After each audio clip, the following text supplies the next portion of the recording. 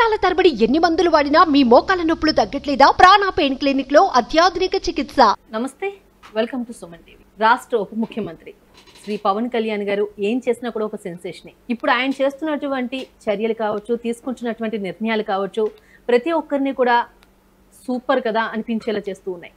ఒక పక్క హిందూ సనాతన సంప్రదాయాన్ని గౌరవిస్తూనే మరో పక్క పాలనా పరంగాను దూసుకువెళ్ళిపోతున్నటువంటి పరిస్థితులు కనిపిస్తూ ఉన్నాయి. సో దీనికి సంబంధించి మనతో మాట్లాడడానికి ప్రముఖ రాజకీయ విశ్లేషకులు చంద్ర శ్రీనివాస్ గారు ఉన్నారు. నమస్తే చంద్ర శ్రీనివాస్ గారు. నమస్కారం అండి. పవన్ కళ్యాణ్ గారిని చూస్తూ ఉంటే నిజంగానే ఒక కొత్త రాజకీయ నాయకుడు కనిపిస్తూ ఉన్నారు. ఎందుకంటే ఆయన భక్తి విషయంలో ఇంతకు ముందు కూడా ప్రతిసారి హిందూ సనాతన సంప్రదాయాన్ని గౌరవించినటువంటి పరిస్థితులే చూస్తూ ఉన్నాం. పాలనా పరంగా కూడా కొత్త మార్పులు తీసుకొస్తూ ఉన్నారు. ఏమైనా సలహాలు సూచనలు లాంటివి ఉంటే తెలియజేసే విధంగా టెక్నాలజీని కూడా ముందుకు తీసుకొస్తున్నటువంటి పరిస్థితులు కనిపిస్తూ ఉన్నాయి. ఆయన మార్క్ రాజకీయాల పట్ల మీరు ఇన్ని రోజుల నుంచి చూస్తూ ఉన్నారు కనుక రేపు 26వ తారీఖు నుంచి ఆయన వారాహి అమ్మవారికి దీక్ష కూడా చేపట్టున్నారు. దీనికి సంబంధించి మీరేమంటారు? డెఫినెట్గా అండి, అంటే సరికొత్త రాజకీయానికి తెరలేపడి అనుకోవాలా. తనదైన మార్కు, పాలనలో తనదైన మార్కు చూపిస్తున్నాడు. ఛార్జ్ తీసుకున్న కాడి నుంచి ఆయన గెలిచిన తర్వాత ప్రెస్ మీట్ పెట్టినప్పుడు కూడా మనం చూడండి, నాకు జగన్మోహన్ రెడ్డి గారి మీద వ్యక్తిగత లేదు, నేను కక్షపూరితంగా వ్యవహరించనన్నాడు. ఆ మాట ప్రకారం పూర్తి కాన్సన్ట్రేషన్ పరిపాలన మీద పెట్టాడు. ఎక్కడైతే ఆ అసెంబ్లీ గేటు తాకని అన్నారో అదే గేటును తాకుతా అసెంబ్లీని, దేవాలయం లాంటి అసెంబ్లీని నమస్కరించుకుంటా తనతో పాటు 20 మంది ఎమ్మెల్యేలు తీసుకెళ్లాడంటే 100% స్ట్రైక్ రేట్తో 21 మంది ఎమ్మెల్యేలు 21 మంది గెలవటం, 21వ తారీఖు అడుగు పెడతాం. ఇది విధి ఎంత బలంగా ఉందో చూడండి. తన అసెంబ్లీ గేటు దాటని వాళ్ళందరూ కూడా ఇంటికే పరిమితం అయిపోయారు. ఇకపోతే మీరన్నట్టు ఒకవైపు పరిపాలన మీద దృష్టి పెడతాం, రెండో వైపు సనాతన సంప్రదాయాన్ని గౌరవించడం. హిందూ సనాతన సంప్రదాయాన్ని మొదటి నుంచి కూడా టెంపుల్స్ పట్ల ఆయనకి నియమ నిబంధనలు, ఆయన ఎంత నిష్ఠగా ఉంటాడో మనకు తెలిసిన అంశమే. ఆంధ్రప్రదేశ్లో 165 గుడుల మీద దాడులు జరిగినప్పుడు, అంతర్వేదులు రథం దగ్ధమైనప్పుడు, రాముల వారి శిరస్సును ఇచ్చేసినప్పుడు చాలాసార్లు పోరాడాడు. అందరికంటే మిన్నగా పోరాడాడు. ఇది కాదు, మన సంస్కృతిని మనం కాపాడుకోవాలని. అట్లనే ఏం చేసినా కానీ ఒక సిస్టమేటిక్ ఉంటాడు. వరాహి యాత్ర స్టార్ట్ చేసేటప్పుడు కూడా 11 రోజులు లాస్ట్ ఇయర్ మనం చూసాం. ఇదే జూన్ మాసంలో 11 రోజులు ఆయన దీక్ష చేపట్టి, కఠోర దీక్ష. అంటే ఈ 11 రోజులు కూడా ఎటువంటి భోజనం తీసుకోరు. ఓన్లీ ద్రవ పదార్థాలు, పండ్లు, ప్రసాదాలు తప్పితే ఎటువంటి తీసుకోకుండా చేయటం అంటే మామూలు విషయం కాదు. రాజకీయ నాయకుడు కదా, నేను గెలిచాను కదా, నేను ఉప ముఖ్యమంత్రి కదా, ఆ హోదా అనిపించాలా, లగ్జరీ జీవితం అనేది ఆయన ఏ కోశానికి కూడా రాదు. చూడండి, నిన్నటిదాకా అదే మనిషి వచ్చాడు.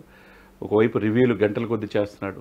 అన్ని శాఖల మీద పూర్తి పట్టు పెట్టుకున్నారు. ఆఫీసర్ల చేత కూడా, సీనియర్ ఐఏఎస్ ఆఫీసర్తో కూడా ప్రశంసలు పొందుతారు. ఇంత గ్రాస్ రూట్ లెవెల్లో నాలెడ్జ్ ఎవరికి లేదంటున్నారు. మరి ఆయన ఈ వైసీపీ వాళ్ళు చదువుకున్న ఇంటర్ అని విమర్శిస్తుంటారు. అంటే ఆయన సమాజాన్ని చదివాడు, పూర్తి అవగాహన ఉన్నది.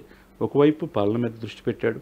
సమర్థవంతమైన ఐఏఎస్ ఆఫీసర్ కృష్ణతేజ్ని కేరళ నుంచి తెప్పించుకున్నాడు, తన ఓఎస్డీగా అపాయింట్ చేసుకున్నాడంటే ఎంత పరిపాలన మీద ఆంధ్రప్రదేశ్ ప్రజల గురించి ఆయన ఆలోచిస్తున్నాడు. మనం దానికన్నా ముందు ఇంత సమర్థవంతమైన వాళ్ళని మనం తీసుకొచ్చే ప్రయత్నంలో ఆయన ఎంత స్టడీ చేసి ఉంటారు ఇంతకు ముందు. అంతే కదా, ఈ రోజు ఆయన ఏదో అనుకుంటారు, ఆయన ఏదో సినిమాలకు వెళ్తాడు, గెస్ట్ లెక్చర్గా వస్తారంటారు కదా. మరి ఎంత గ్రాస్ రూట్ లెవెల్ అవగాహన లేకపోతే ఆంధ్రప్రదేశ్ ప్రజల గురించి ఒకవైపు రివీల్ చేస్తా, మళ్ళా ఆఫీస్కి వచ్చి ఆఫీస్ ఎదురు వీక్షిస్తా 2 నెలల నుంచి ఒక తల్లి ఆవేదన మాచవరం పోలీస్ స్టేషన్లో కంప్లైంట్ చేస్తే తన బిడ్డ పోయిందని చెప్పేసి ఎవరో తీసుకెళ్ళిపోయారని చేస్తే కిడ్నాప్ అని పెడితే ఇంతవరకు చర్య తీసుకోలేదండి. ఇమ్మీడియట్గా స్పందించడం ఎవరండి? మనం సినిమాల్లో చూస్తాం, నిజ జీవితంలో పవన్ కళ్యాణ్ చేసి చూపిస్తున్నాడు. నిజంగానే పబ్లిక్ ఉన్న దగ్గరే ఆయన సైడ్కి ఆగి కూర్చుని మరి వాళ్ళ సమస్యలను విన్నారు అంటేనే చాలా వరకు ఒక రకమైనటువంటి పాజిటివ్ వైబ్స్ కనిపించినాయి. డెఫినెట్గా జనం దగ్గరికి తను వెళ్తున్నాడు. ప్రజల వద్దగా పాలన. ఇప్పుడు అసెంబ్లీలో 11 మందిని 151 సీట్లు 151 సీట్లు గెలిచిన జగన్మోహన్ రెడ్డి గారు వైసీపీ ప్రభుత్వం 11 సీట్లకే పరిమితం అయితే కనీసం వాళ్ళు అసెంబ్లీలో కూడా ఉండకుండా పారిపోయారని సాక్షాత్తు పవన్ కళ్యాణ్ గారు అన్నాడు. మరి ప్రజల సమస్యలు గెలిచినప్పుడు ప్రజల తరపున మాట్లాడాలి, ఆ గొంతుకే నిలవాలి. అది వాళ్ళు చేయట్లా. ఇక్కడ పవన్ కళ్యాణ్ ఏం చేస్తున్నాడు, మీరు అన్నట్టు ఓ సిస్టమేటిక్ వేలో ఒకవైపు హిందూ సనాతన సంప్రదాయాన్ని గౌరవిస్తూ ఈరోజు ఆల్రెడీ అదే డ్రెస్లో ఆయన కనపడ్డాడు. రేపటి నుంచి పూర్తిగా 11 రోజుల పాటు నెక్స్ట్ మంత్ 6th వరకు కూడా ఆయన కంప్లీట్గా వారాహి దీక్ష చేపడుతున్నాడు. ఈ దీక్షలో కఠోర నియమ నిబంధనలతో ఉంటాడు, కింద పడుకోవటం ఇవన్నీ ఉంటాయి. దాంతోపాటు పరిపాలన మీద దృష్టి పెడతాం. ఈరోజు ఎమ్మెల్యేలందరినీ కూడా పిలిచి 20 మందికి కూడా అసెంబ్లీలో ఎలా వ్యవహరించాలా, అసెంబ్లీ రూల్స్ అండ్ రెగ్యులేషన్స్ ఏందనేది అంతకుముందు స్పీకర్గా చేస్తున్నాడు కాబట్టి 10 years మనోహర్ గారు ఎటు తిరిగి స్పీకర్గా చేస్తున్నాడు కాబట్టి ఆయన ద్వారా మొత్తం వాళ్ళందరికీ ట్రైనింగ్ ఇప్పించడం, ఓ సిస్టమేటిక్గా తనతో పాటు తన యొక్క టీంనంతని కరెక్ట్గా తీసుకెళ్తాం అనేది పర్ఫెక్ట్గా ఉంది. ఇకపోతే జనతా దర్బారు, జనవాణి. జనతా దర్బార్ అంటే ప్రజల దగ్గరికి మనం వెళ్ళి సమస్యలు పరిష్కరించడం, జనవాణి ద్వారా వారి విన్నపాలని తీసుకొని ఏమంటే పరిష్కరించడం, ఇవన్నీ కూడా సిస్టమేటిక్ వే.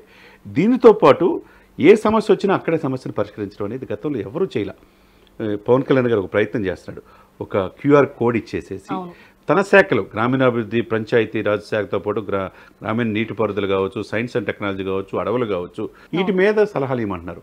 అదేవిధంగా ఆహారం, పౌర సరఫరాలు, తర్వాత సినిమా ఫోటోగ్రఫీ, సాంస్కృతిక శాఖ కందులు దుర్గేష్ గారిది ఆ శాఖ మీద కూడా ఈ అన్ని శాఖలకి మీరు సలహాలు ఇవ్వండి, మీరేమన్నా సమస్యలు ఉంటే చెప్పండి.